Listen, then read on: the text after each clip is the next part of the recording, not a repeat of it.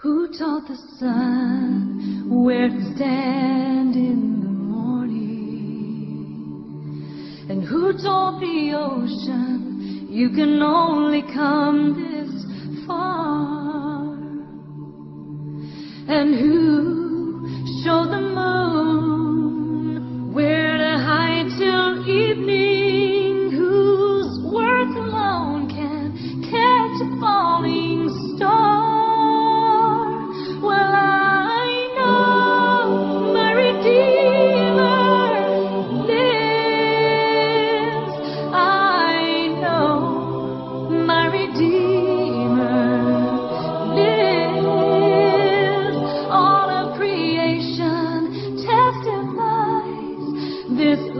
Within me cries, I know my Redeemer lives, the very same God who spins things in orbit, runs to the weary, the worn and the weak, and the same gentle hand that hold me when I'm broken. They conquer death to bring the victory. Well, I know my Redeemer lives. I know my Redeemer lives. All of creation testifies. This life within me cries, I know my Redeemer lives. I know my Redeemer lives. I know my Redeemer lives. All of creation testifies. This life within me cries, I know my Redeemer. He lives to take away my shame. He lives forever. I'll proclaim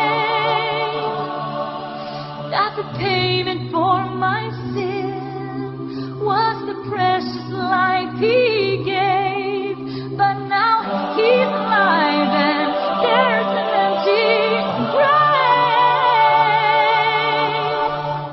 And I know my Redeemer lives. I know my Redeemer lives. Let all creation testify. Let this life within me cry. I know my Redeemer lives. Let all creation testify. Let this life within me cry. I know my Redeemer. I know my Redeemer lives.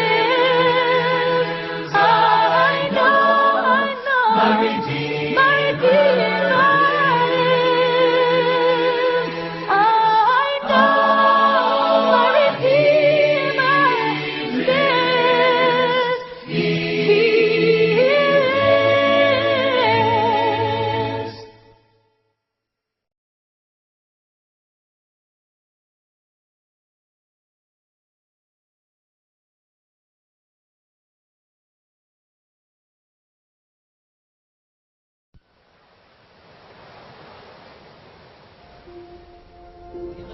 Registration for the 25th Ironman continues one by one. Some faces we recognize. Here is 58-year-old Richard Holcomb, number 214, back for a second try. He's legally blind and it doesn't matter to him. No, the thing that must occur at all costs is this time, cross the line. It's more than a race. it's a lifetime event that we'll remember for the rest of our lives. They're either going to carry me off the course, or I'm going to cross the finish line. The stories about people like Richard Holcomb pass through this world as Race Week moves toward this morning. Hey, did you hear about the man who is legally blind? People love to tell and love to hear the stories. Then, appearing near the start line, where they've been before, are father and son, Dick and Ricky Hoyt. There is no one here who hasn't heard about them, their story, and a human commitment that goes far beyond and far back.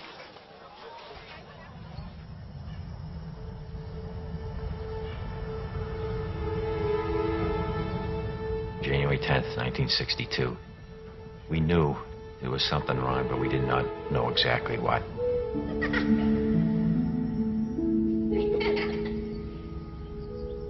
The doctor said, forget Rick. Put him away, put him in an institution. He's going to be nothing but a vegetable for the rest of his life. We cried a little bit.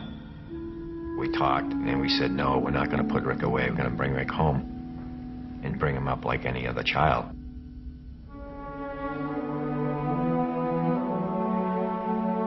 We knew Rick was smart. We could tell by looking in his eyes. And when we talked to him, he was paying attention to what we were saying. So we wanted to get a computer built so Rick could communicate with us. Everybody came to our house that night for Rick to say his first words. And everybody was betting, what is the first words Rick is ever going to say? His mom saying, it's going to be, hi, Mom. And me, the dad, saying, oh, it's going to be, hi, Dad.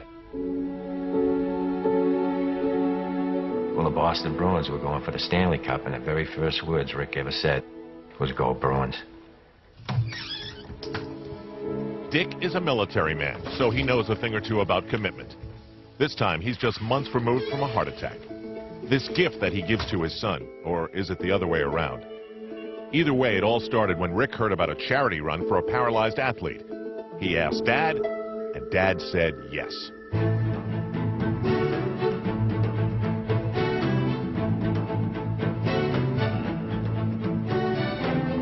The gun went off, and we went off with all the other runners, and everybody thought that Rick and I would just go to the corner and turn around and come back. Well, we didn't. We finished the whole 5 miles, coming in next to last, but not last. And when we got home that night, Rick wrote on his computer, Dad, when I'm running, it feels like my disability disappears. So that was a very powerful message to me, that we finally found a sport that Rick could get involved in just like everybody else.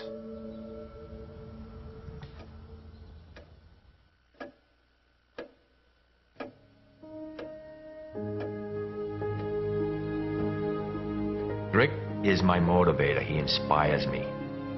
To me, he's the one out there competing, and I'm just loaning him my arms and my legs so that he can compete. There's just something that gets into me when I'm out there competing with Rick that I can't explain it, and we're able to go faster. And it's just an unbelievable feeling.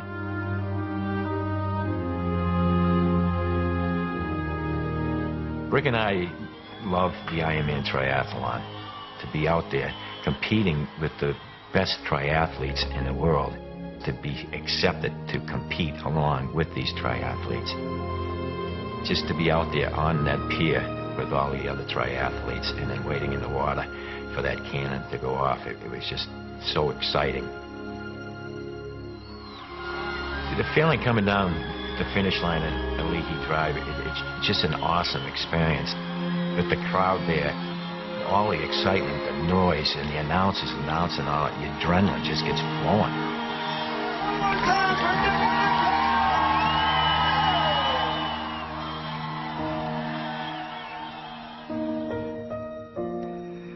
I may be disabled, but I live a very fulfilling life. And if someone takes the time to get to know me, they will realize that I am no different than anyone else.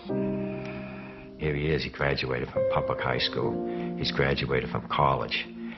He's out there competing in road races and triathlons. He lives a happier life probably than 95% of the population. Rick would tell you that, if he if he was physically able to do something, that he'd probably play basketball or football or hockey. But then he always says, no, the first thing he'd do is sit down, have me sit down in his wheelchair and he'd push me. You know, it really makes me feel good that you know, he appreciates, you know, what I'm trying to do to help him out, and he'd do the same thing for me.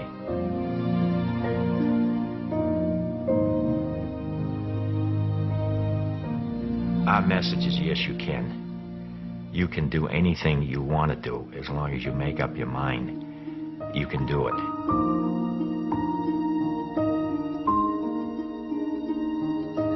If you have ever searched for the meaning of life, stop. The answer lies right here. By the way, Ricky would want us to tell you the Bruins look pretty good this year.